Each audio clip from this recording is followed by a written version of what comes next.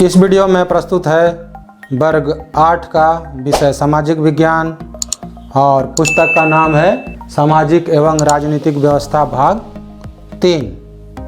बच्चों, इस अध्याय के पिछले 2 वीडियो में हम लोगों ने संविधान के बारे में जाना है।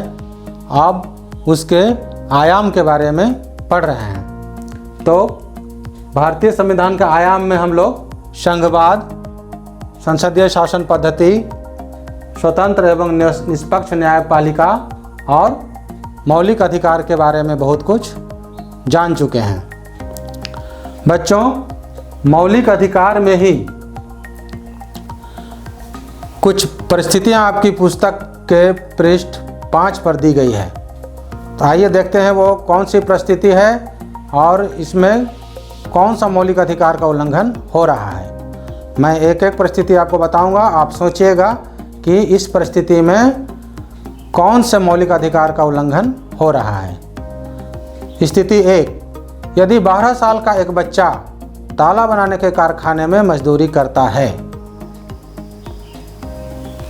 बच्चों, ये शोषण के विरुद्ध अधिकार का उल्लंघन है।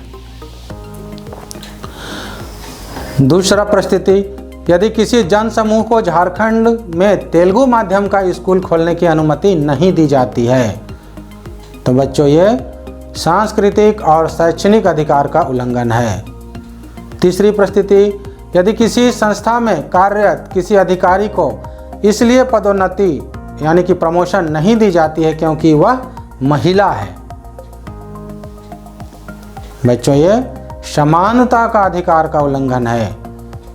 परिस्थिति 4, यदि किसी राज्य का कोई नेता दूसरे राज्य के लोगों को अपने राज्य में काम करने से रोकता है।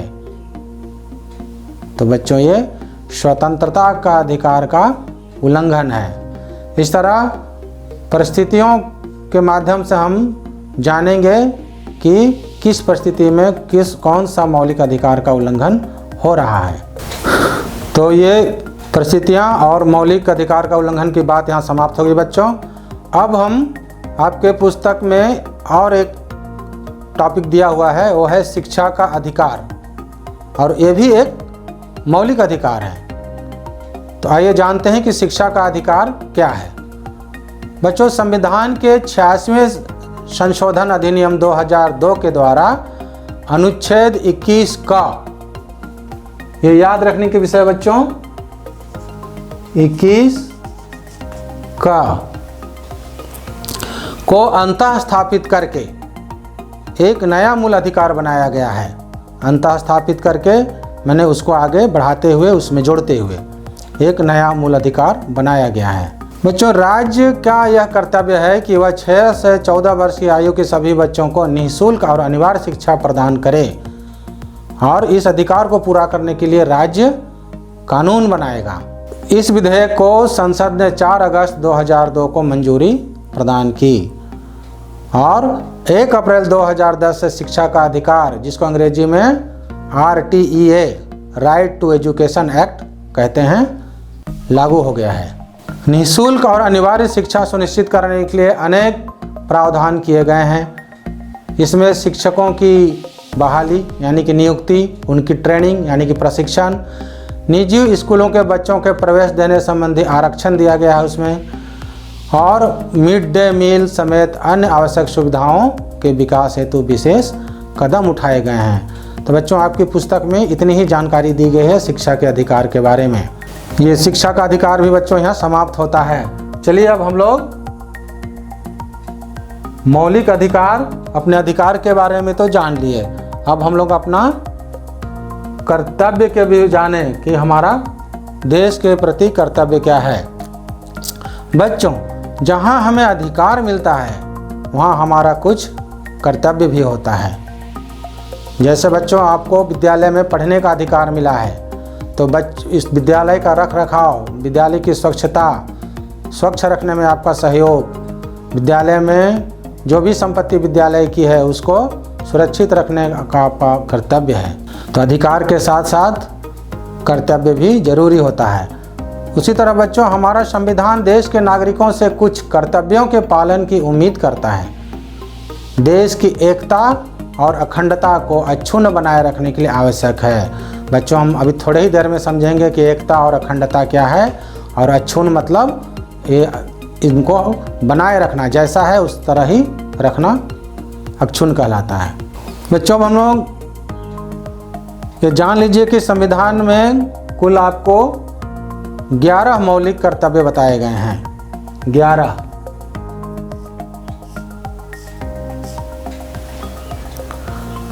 तो शुरू करते हैं बच्चों एक एक मौलिक कर्तव्य।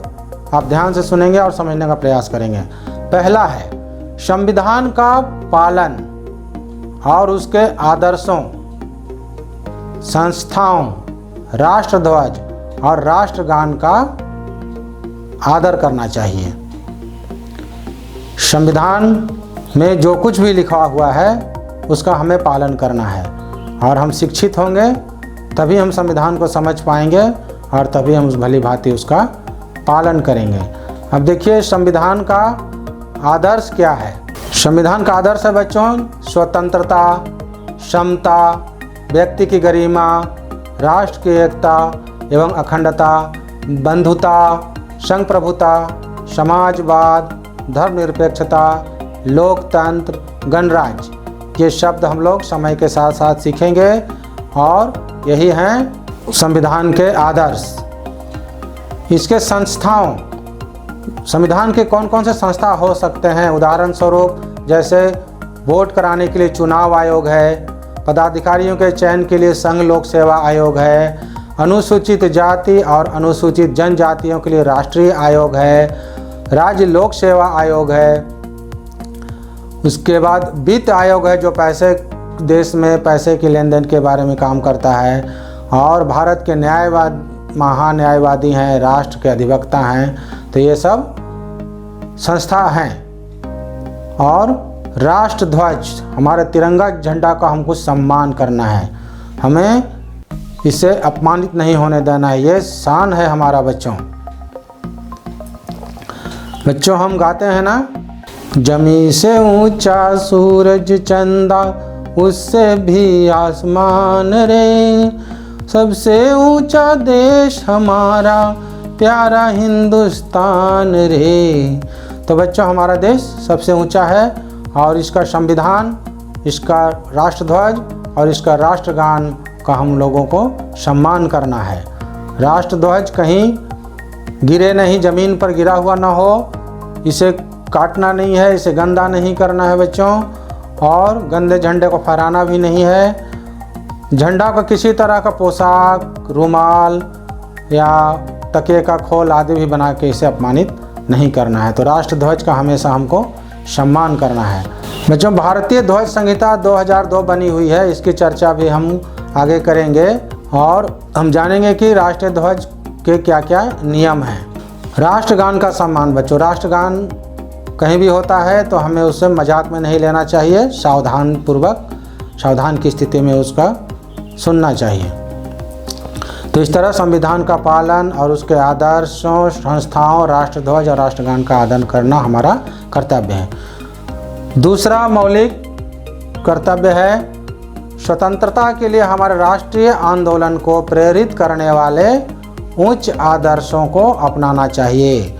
स्वतंत्रता के लिए उच्च आदर्श कौन कौन से उच्च आदर्श थे बच्चों? देखिए, एक समाज का निर्माण, स्वतंत्रता, समानता, अहिंसा, भाईचारा, विश्व शांति के लिए एक संयुक्त राष्ट्र का निर्माण करने हमारे आदर्श थे।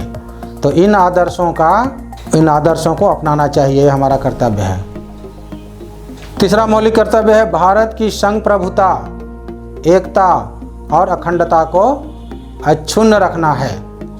तो बच्चों संप्रभुता क्या है? देखिए, संप्रभुता का मतलब है भारत अपने आंतरिक मतलब देश के अंदर और बाहरी मतलब विदेशों के मामले में निर्णय लेने के लिए स्वतंत्र है, आज़ाद है, इसे किसी से पूछना नहीं पड़ेगा और ये स्वतंत्र रूप से निर्णय ले सकता है। जैसे बच्चों आप लोग और हम लोग अपने परिवार का जो निर्णय होता है वो अपनी आवश्यकता के अनुसार हम लोग खुद लेते हैं, किसी बाहरी व्यक्ति के दबाव में या परिवार के किसी के दबाव में हम लोग गलत काम नहीं करते हैं। उसी तरह भारत भी अपने आंतरिक और बाहरी निर्णय लेने में स्वतंत्र है। इसको ही हम लोग संप्रभुता कहते हैं। दूसरा शब्द है एकता। एकता मतलब सभी देशवासी देश के मामले में एक रहे। जहाँ भी देश की बात आए, देश के संकट की बात आए, देश का विकास की बात आए, सभी एक हो जाएं। और अखंडता का मतलब है कि अभी जितने राज्यों को मिलाकर हमारा देश बना हुआ है वो जैसे कि तैसा रहे, अक्षुण्ण रखना है। मतलब जैसा अभी है उसको उसी तरह उसी ढंग में बनाए रखना है, उसको टुकड़ा होने नहीं देना है। तो इस तरह भारत की संप्रभुता, एकता और अखंडता को अक्षुण्ण रखना चाहिए। चौथा मौलिक कर्तव्य है बच्चों, देश की रक्षा करें। देश की रक्षा करना सिर्फ सेना का ही काम नहीं है बच्चों, प्रत्येक देशवासी का फर्ज है, कर्तव्य है कि वो देश की रक्षा करें। बच्चों, हमारी सेना सीमा पर दिन रात डटी हुई है। वो रात को जगकर पहरा देती है, तब हम घरों में चैन की नींद सोते हैं। उसी तरह देश के अंदर भी हमारे सुरक्षाकर्मी देश की रक्षा में लगे हुए हैं, तब हम अपनी ज़िंदगी सुकून से बिता रहे हैं। तो देश की रक्षा करना और आह्वान किए जाने पर अगर देश को आपकी ज़रूरत है तो राष्ट्र की सेवा करनी चाहिए, ये भी हमारा कर्तव्य है। पांचवा कर्तव्य है भारत के सभी लोगों में समरसता और समान भ्रातृत्व की भावना का निर्माण। समरसता, हम एक दूसरे से मिलकर रहें, एक दूसरे के समाज के विकास में साथ दें, किसी से नफरत न करें। और समान भ्रातृत्व का लगभग वही है, जैसे परिवार में मिलकर रहते हैं, एक दूसरे को सहयोग करते हैं, एक दूसरे के तकलीफ से दुखी होते हैं, उसी तरह हर एक देशवासी एक दूसरे के सुख दुख में भाई की तरह मदद करें। तो ये भावना हमारे अंदर हो, ये हमारा कर्तव्य है। बच्चों, इसी में है कि महिलाओं के सम्मान को ठेस पहुंचाने वाली प्रथाओं को त्याग करनी चाहिए। आप समाज में देख रहे हैं कि महिलाओं को ठेस पहुंचाने वाली कुछ प्रथा चलती रहती है, जैसे उनका जीवन प्रभावित होता है। महिलाएं प्रभावित होगी बच्चों तो देश का विकास ढंग से नहीं होगा। पुरुष और महिलाओं का समान विकास होगा तभी देश विकसित होगा। जैसे एक प्रथा डाइन प्रथा है, वो महिलाओं के सम्मान को ठेस पहुंचाती है और इससे उनकी हत्या भी होती है। तो ऐसे प्रथाओं को हम लोग को त्याग करनी चाहिए। छठा मौलिक कर्तव्य है सामाजिक संस्कृति की गौरवशाली परंपरा के महत्व को समझना और उसका परिरक्षण करना चाहिए। बच्चों, आप जो पर्व त्यौहार मनाते हैं वो आपने और हमने शुरू नहीं किया, वो एक परंपरा से, एक संस्कृति के रूप में सदियों से चला आ रहा है और ये समाज के लिए लाभदायक है। तो ऐसी परंपरा, ऐसी रीति रिवाज जो हमारे समाज को, हमारे देश को विकसित करता है, वो हमारे गौरवशाली परंपरा हैं और इसको पहले तो हमको समझना है और समझने के बाद उसका परिरक्षण करना है, मतलब उसको बचा के रखना है। सातवां हमारा मौलिक कर्तव्य है कि प्राकृतिक पर्यावरण, जिसके अंतर्गत वन मतलब जंगल, झील, नदी और वन्य जीव आते हैं, की रक्षा करें एवं उसका संवर्धन करना चाहिए। आप देख रहे हैं बच्चों कि प्रदूषण बढ़ने के कारण ये झील, नदी प्रदूषित होते जा रही है, वन बेतहाशा कटाई हो रही है जिससे पर्यावरण को हानि पहुंच रही है और वन्य जीवों का भी शिकार होने के कारण वो भी लुप्त होते जा रहे हैं। तो इनको बचाना और आगे बढ़ाना, इनकी संख्या को बढ़ाना, ये भी हमारा कर्तव्य है।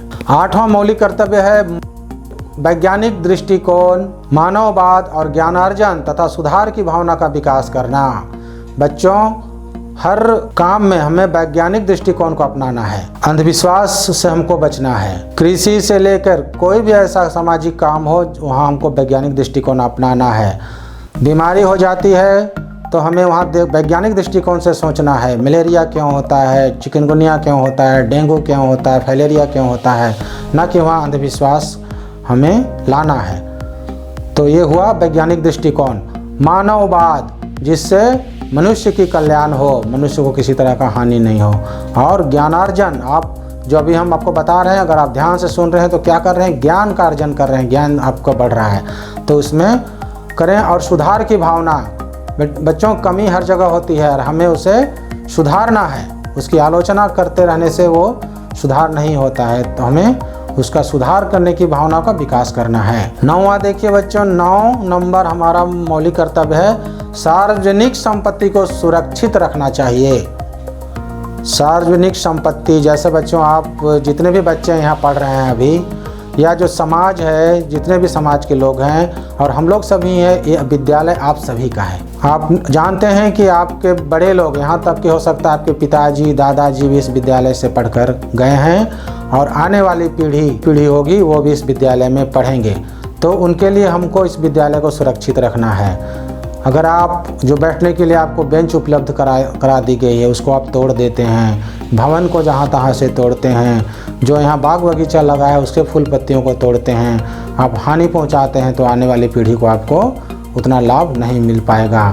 उसी तरह मान लीजिए रेल ही एक सार्वजनिक संपत्ति है जिसे सभी यात्रा करते हैं, तो अगर हम रेल में यात्रा करते हैं तो उसका सीट उखाड़ दिए, उसका बल्ब निकाल दिए, पंखा तोड़ दिए, तो इस तरह करेंगे तो दूसरे ही दिन या उसी क्षण जब आप उसका बल्ब निकाल लिए तो उस दिन लोग अंधेरा में रह सकते हैं। तो सार्वजनिक संपत्ति को सुरक्षित रखना चाहिए ताकि आपके साथ साथ सभी को लाभ मिलता रहे। 10वां मौलिक कर्तव्य है, व्यक्तिगत और सामूहिक गतिविधियों के सभी क्षेत्रों में उत्कर्ष की ओर बढ़ने का सतत प्रयास करना चाहिए।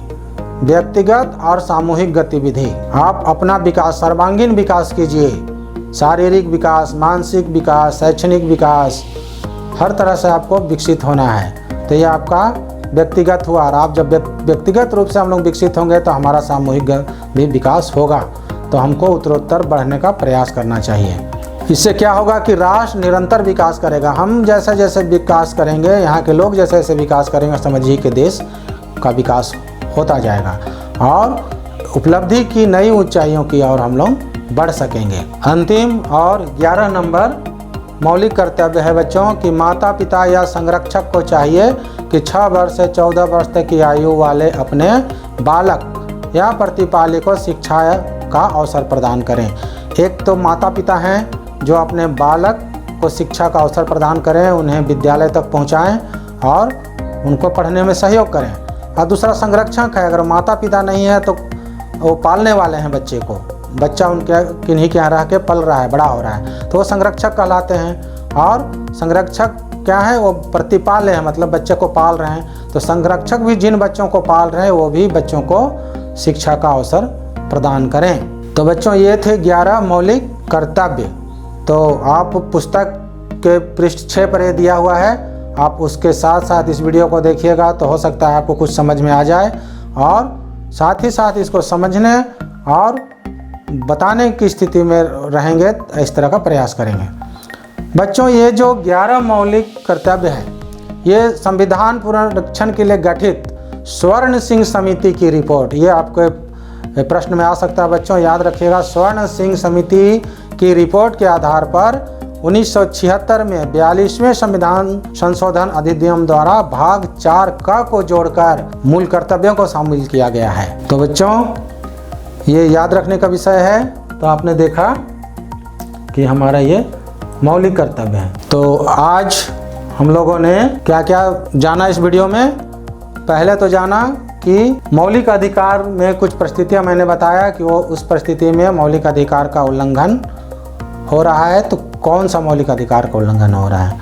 दूसरी बात, जितनी आपकी पुस्तक में दी गई है शिक्षा का अधिकार, मैं उतना उसको आपको बताया है। और तीसरा मैंने मौलिक कर्तव्य के बारे में आपको बताया है। तो बच्चों आप पुस्तक को बार बार पढ़िएगा और फिर जिस शब्द का अर्थ आपको समझ में नहीं आएगा वो हमको कमेंट बॉक्स में पूछिएगा, मैं बताऊंगा। और जब तक आप ना समझ जाएं तब तक आप इसको पढ़ते रहिएगा।